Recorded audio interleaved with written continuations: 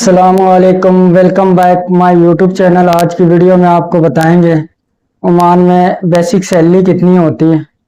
Oman میں اگر آپ ہیلپر آتے ہو تو 80 ریال سے لے کے 120 ریال آپ کی سیلری بیسک لگے گی۔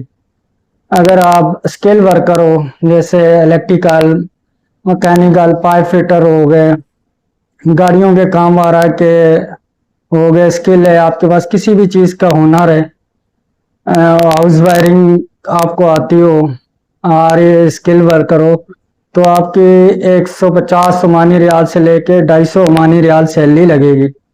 اس کے علاوہ آپ جو ہے نا پی ڈی او میں اچھی سیلریاں لگتی ہیں۔ پی ڈی او میں اگر آپ اسکل ورکر ہو، الیکٹریکل ہو، تو آپ کو 300 سے لے کے 400 عمانی ریال آپ کی سیلری لگے گی۔ الیکٹریکل انجینئر ہو، مکینیکل انجینئر، اس کی بیسک سیلری جو ہے نا 500 عمانی ریال سے سٹارٹ ہوتی ہے اور 800 عمانی ریال تک دیتے ہیں۔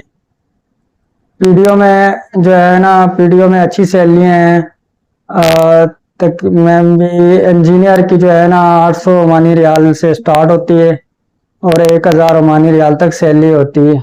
اگر میری ویڈیو اچھی لگے لائک شیئر سبسکرائب کریں۔ ملتے ہیں انشاءاللہ ایک اور ویڈیو میں۔ اوکے جی، اللہ حافظ۔